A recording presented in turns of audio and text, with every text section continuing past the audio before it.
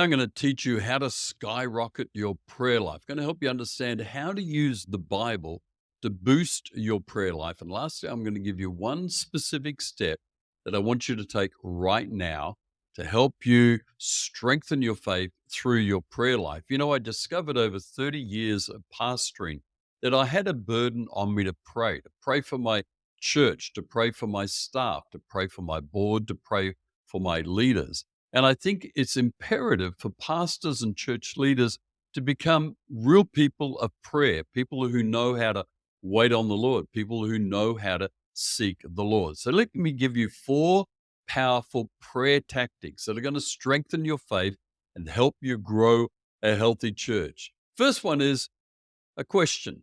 What's your time and place? Often when I'm talking about prayer, and whether it's coaching or mentoring or preaching or teaching about prayer, one of the questions I like to ask people is, what's your time and where's your place? What time of the day do you like to pray? What time of the day do you like to seek the Lord? Are you a morning person that it needs to be first thing in the morning when you feel fresh and alive and awake and vibrant?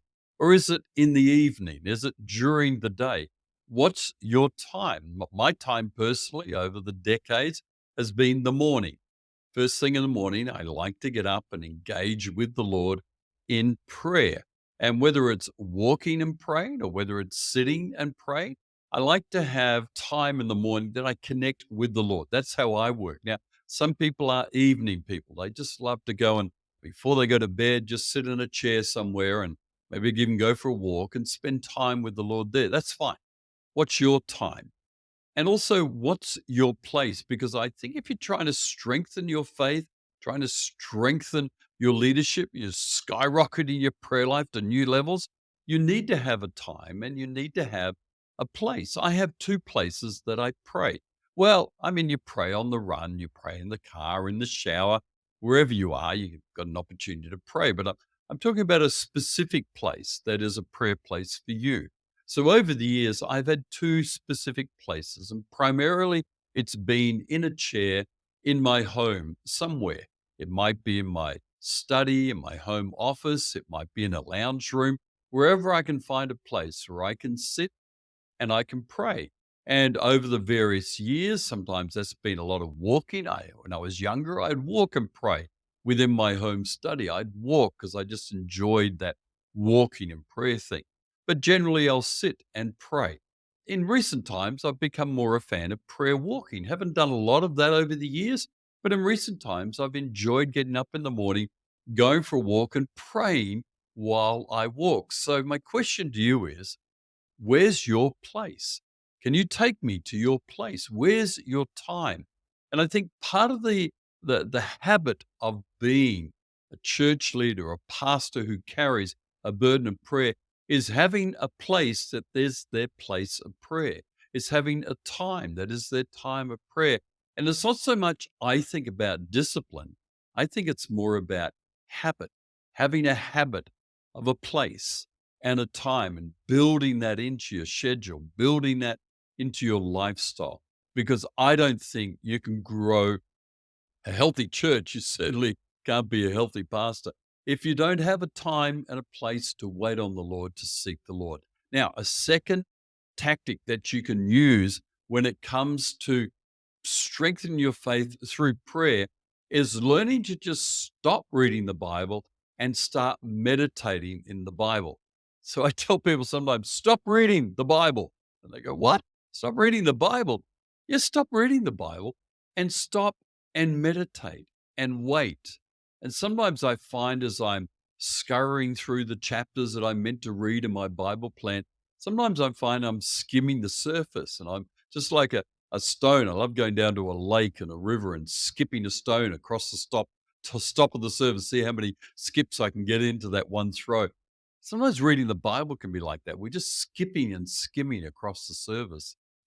And it's good just to stop and go, I'm just going to linger around this verse because I find when I stop, meditate, which basically means to actually mutter the verse, to talk through the verse, that I find it leads to prayer. I find that the verse stays with me through the day and I go back to it and I begin to pray it.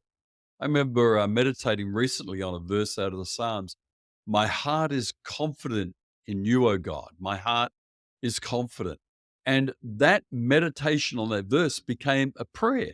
And this strengthened my faith in the Lord. And I said, Lord, my heart is confident in you. I have hope in you. I trust in you. I lean upon you. And it's the sort of verse that you can pull up anywhere at any time, any place, and it leads to prayer.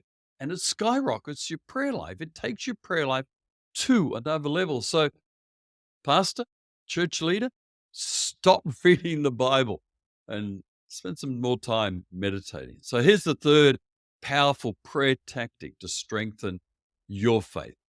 Use prayers in the Bible. Use prayers that are already in the scriptures. The Psalms, it's all prayers, really, isn't it?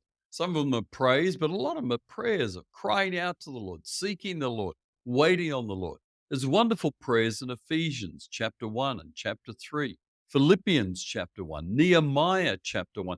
In fact, you could just kind of go through the scriptures and highlight the prayers in there. The Lord's Prayer, Jesus' prayer in John 17, to actually take the Bible and rather than relying on your own ability with language, your own ability with words, your own memory, because you've found, like I'm sure I found, that you falter. What should I pray? How should I pray? And when I feel my prayer life is going through a bland period, a beige season, I go back to the scripture and I'll get into Ephesians 1 and I'll begin to pray the prayer that Paul was praying for the Ephesian church. I'll jump into Philippians 1 and look at what Paul was praying. Begin to pray those things and begin to just kind of go through the scriptures and harvest prayers and copy them, put them into a little note in your phone so you can pull them up when you're out on a walk or at the gym or in a cafe. Just pull it up on your phone and pray through that prayer. And I find in talking about skyrocketing your prayer life, I find that Bible prayers are launch pads. They just give you fuel, they give you strength, and they launch you into another area of prayer, and they give you language to express what you want to pray. So find these Bible prayers, dig them out, and maybe if you really want to go next level, hey, you want to skyrocket next level? Write them out by hand. Write them into a journal. Write them onto a little notebook. Kind of slow yourself down as you're writing. Pray them and take those bits of paper, take that little journal somewhere, and you can be anywhere and prayer reading through those wonderful Bible prayers. There's such a rich resource. Okay, here's the fourth and last powerful prayer tactic to strengthen your. Now, if you're enjoying my YouTube channel, please hit the subscribe button, hit the like button, leave me a comment. What sort of things do you find really help you with your prayer life? So the fourth area of prayer tactics to strengthen your faith, to skyrocket your prayer life. What's the fourth area, John? Well, I think this is a little not well known secret actually about boosting your prayer life. Do what Paul does. Now, one out of every four mentions, roughly around approximately about one out of every four mentions that Paul, whenever he mentions prayer, one out of four mentions of talking about prayer are him asking for prayer. He would ask people to pray for him. So here's my fourth tactic to boost prayer in your life is ask people for their prayer requests. And this is the one specific step I want you to take right now, today. Now, if you're out on the road and you can't text anyone right now, as soon as you get to a place where you can text, I want you to text a family member or a friend, or it could be your pastor, could be a church leader, and ask them, I want to pray for you today. Please give me one specific thing that I can pray for you today. When they reply to your text, what I want you to do is every single day for the next 7 days, pray for them.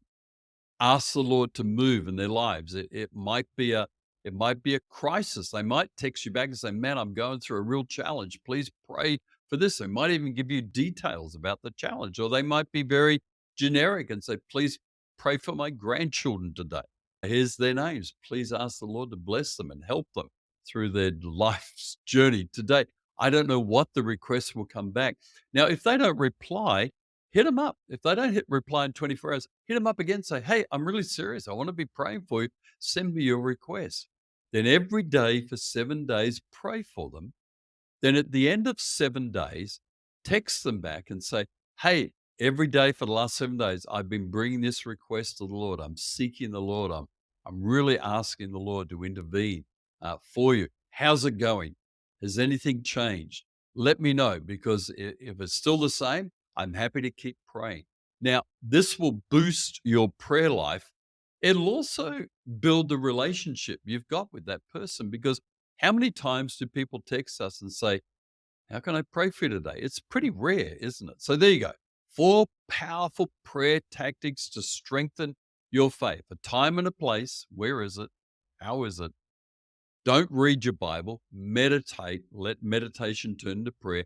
Use prayers that are already written in the Bible to help your prayer life, and ask people for their prayer requests. May this boost your prayer life and skyrocket you to a new level.